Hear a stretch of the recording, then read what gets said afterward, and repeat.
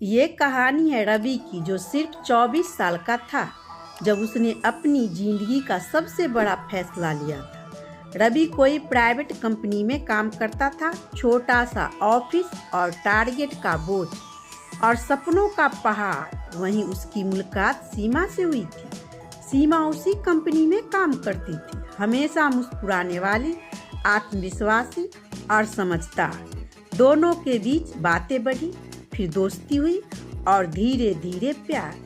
दोनों जानते थे कि उनके घर वालों इस रिश्ते को कभी मंजूरी नहीं देंगे। रवि का परिवार मध्यम वर्गीय का था, जबकि सीमा के घर में पैसों और दिखावे की अहमियत ज्यादा थी। कुछ महीनों बाद हालात ऐसे बनी कि दोनों ने एक रात बिना किसी को बताए शादी कर लिया। सुबह तक सब कुछ बदल गया था।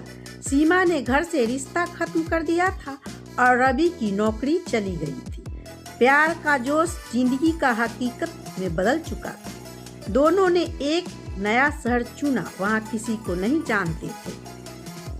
किराए के छोटे से कमरे में एक नई जिंदगी की शुरुआत हुई। रवि ने घर चलाने के लिए एक कंस्ट्रक्शन पर साइट पर मजदूरी का काम शुरू कर दिया। दिन भर धूप में पसीने बहाता, धूप में ईंटें उठाता और रात को थक कर बस इतना कहता, थोड़ा वक्त और लगेगा, फिर सब संभल जाएगा।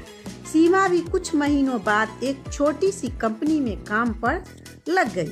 तनख्वाह ज्यादा नहीं था, पर गुजारा हो जाता था। शुरुआती दिनों ठीक चला, दोनों हंसते थे, बातें करते थे और अपनी गरीबी में ही सुकून ढूंढ लेते थे। लेकिन वक्त के साथ मुश्किलें बढ़ने लगी। कमरे का किराया, रोजमर्रा का खर्चा और बढ़ती महंगाई सब मिलकर उनकी जिंदगी पर बोझ बन गए।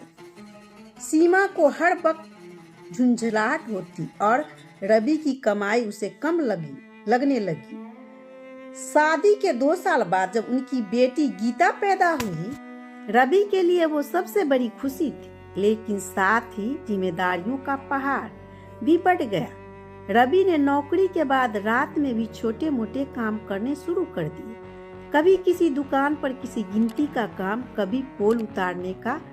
नींद अब उनके जिंदगी से गायब हो चुकी थी। धीरे धीरे सीमा के चेहरे से भी मुस्कान गायब होने लगी थी। अब वो पहले जैसे नहीं रहे। रोज की शिकायतें, ताने और झगड़े अब आम बात बन चुकी थी।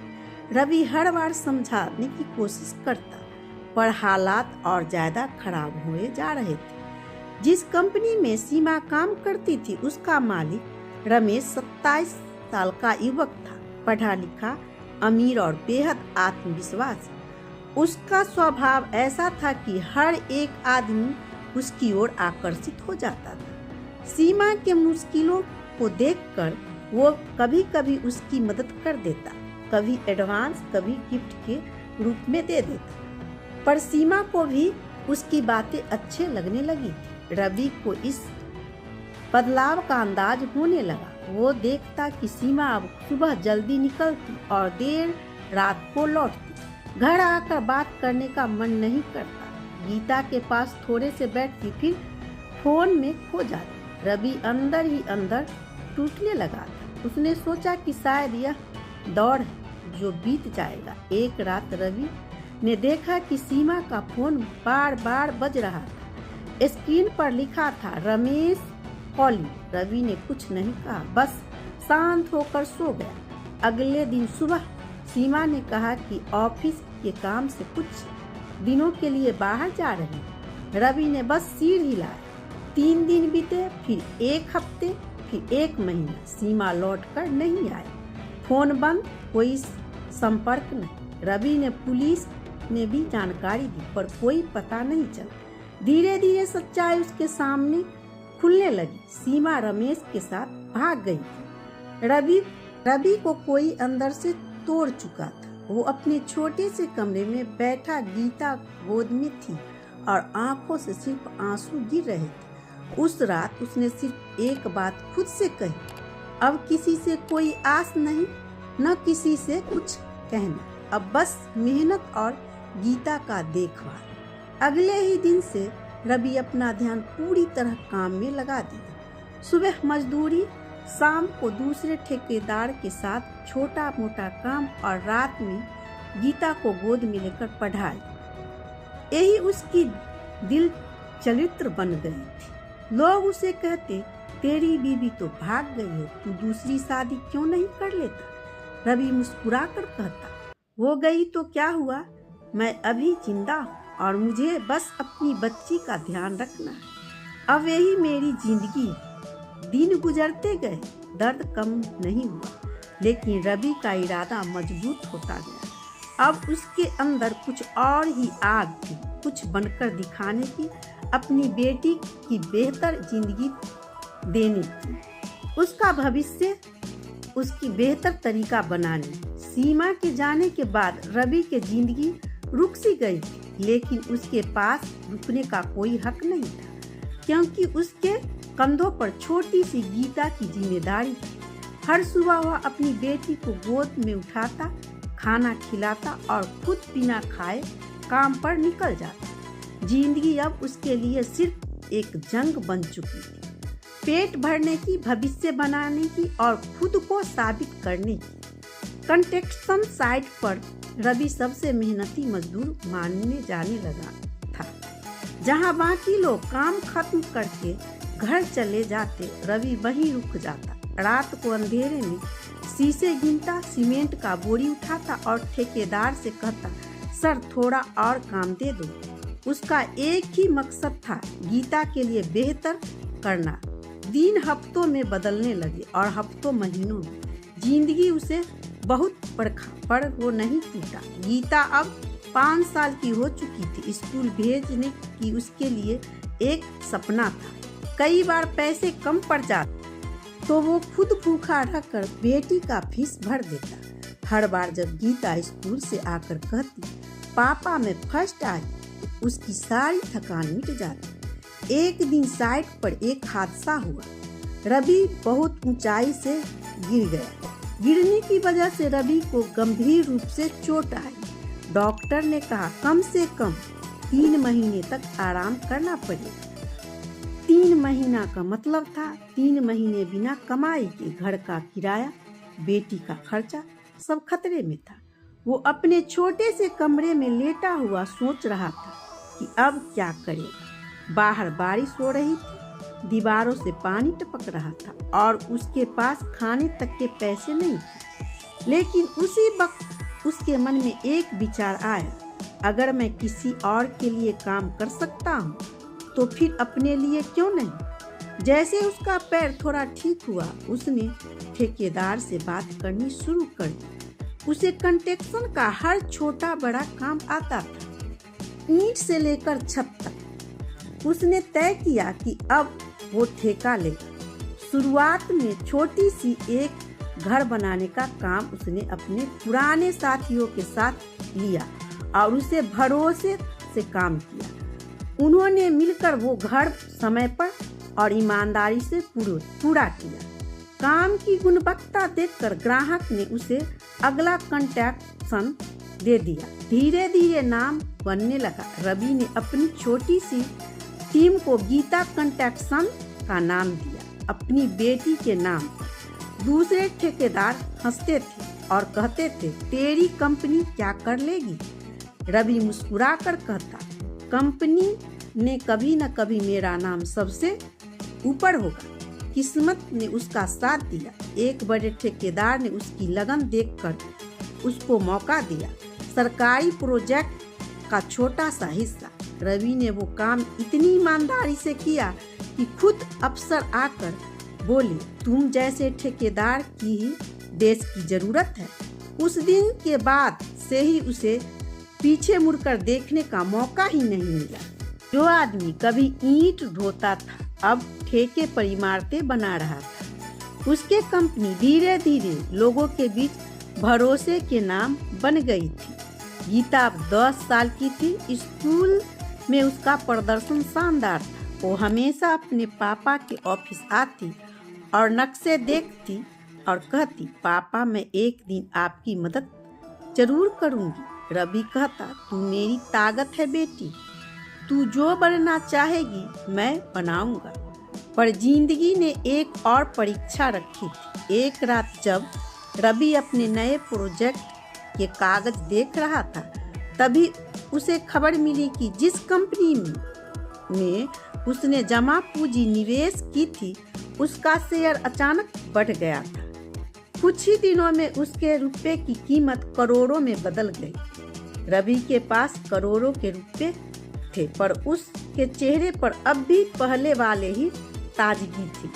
उसने उस पैसे को अपने पुराने कमरे के पास एक ऑफिस खोला, मशीनें खरीदी और काम का दायरा बढ़ाया। अब मजदूरों को नौकरी देता और हर मजदूर से बस इतना ही कहता, मैं तुम्हारे ही जैसा था। फर्क बस इतना है कि मैंने हार नहीं मानी।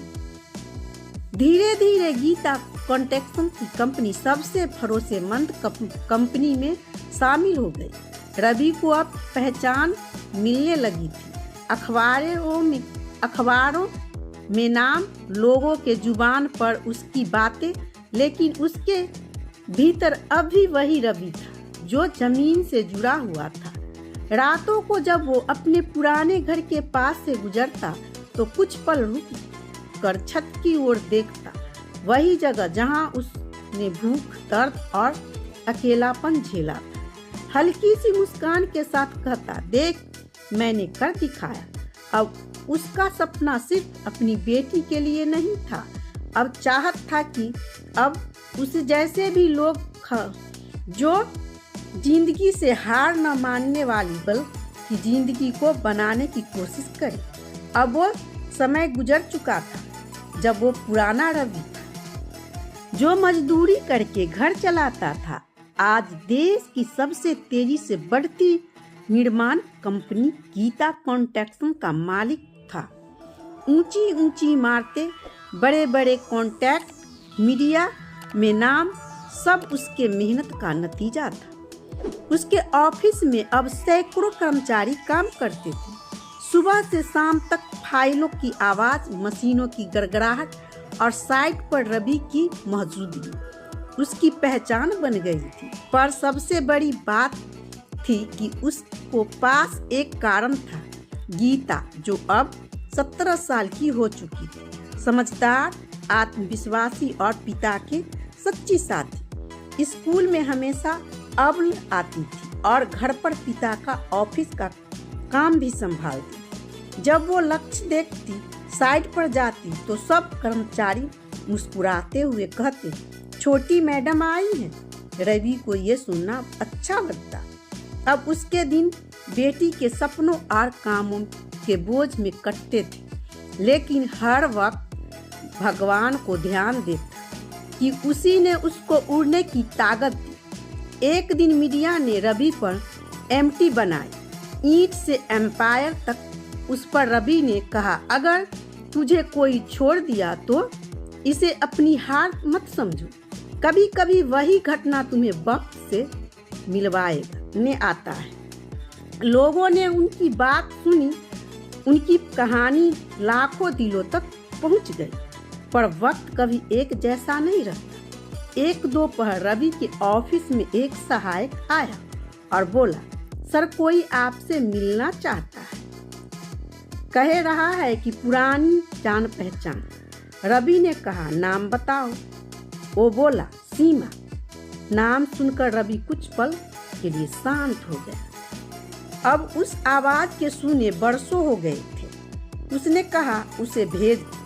दरवाजा खुला, वही चेहरा, पर चेहरा पहले जैसा नहीं। उम्मीद नहीं थी, आंखों के नीचे से थकान, चेहरा मुरझा हुआ। सीमा धीरे धीरे कमरे में आई, रवि को देखा और कहा, तुम बहुत बदल गए हो। रवि ने शांत स्वर में जवाब दिया, वक्त बदल देता है, कभी कभी जरूरत भी होती है। सीमा ने कुर्सी पर बैठते हुए कहा, मैं गलती की थी रवि, मैंने सब कुछ खो दिया। रमेश ने मुझे छोड़ दिया, उसका बिजनेस डूब गया और मैं फिर सड़क पर आ गई। तुम्हारी खबर देखी तो लगा शायद तुमसे मिल लूं। रवि बस सुनता रहा। उसके चेहरे पर न नफरत थी न बदलाव, बस एक ठहरा। उसने कहा, हर इंसान अपने फैसलों को बोझ खुद उठाता है।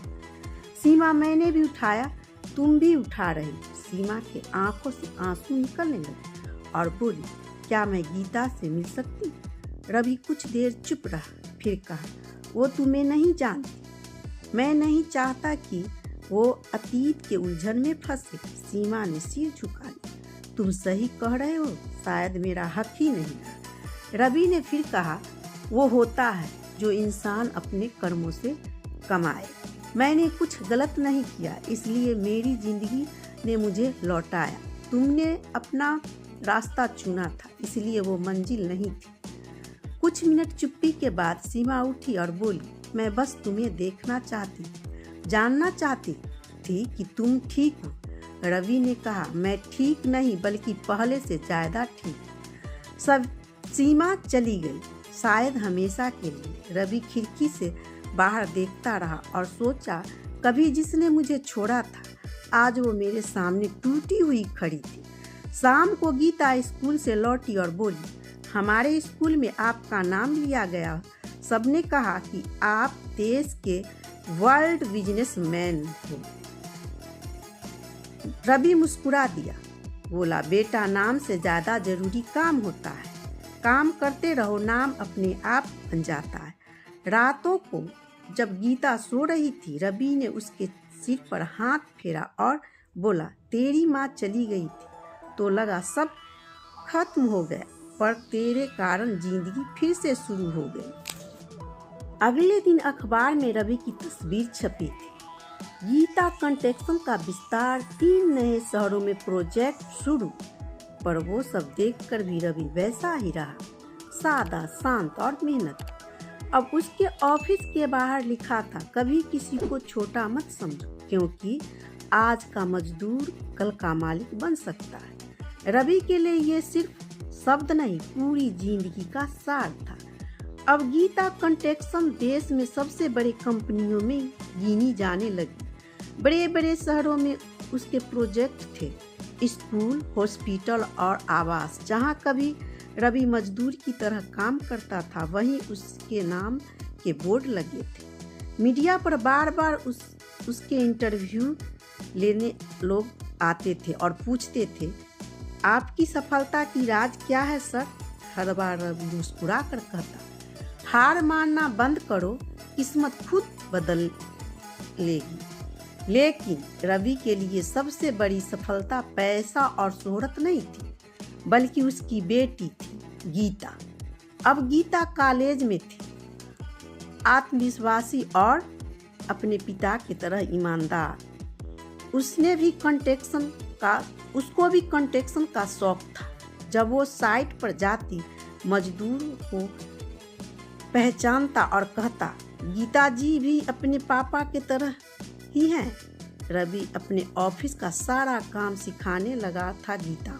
बार बार वो कहता, बेटा, ये एक कंपनी सिर्फ हमारी नहीं, उन हजारों लोगों की है जो पसीना बहाता है।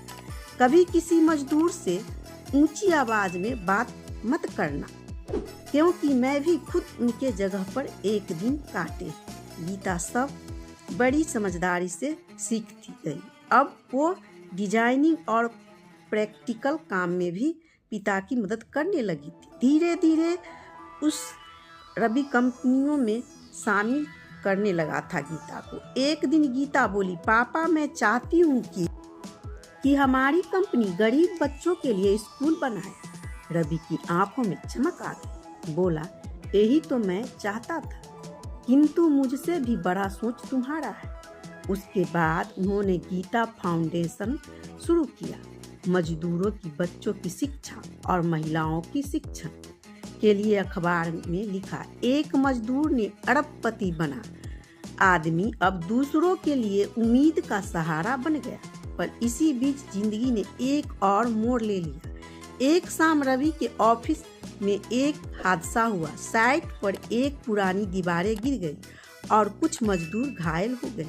रवि खुद अस्पताल दौड़ा और वहां सारी रात बैठकर बिताया। जब तक आखिरी घायलों को होश नहीं आया, वो घर नहीं लौटा। अगले दिन सभी अखबार में रवि की तस्वीर छपी थी। मालिक नहीं, साथी है रवि। उसकी इंसानियत ने लोगों को दिल में एक और जगह बना दिया।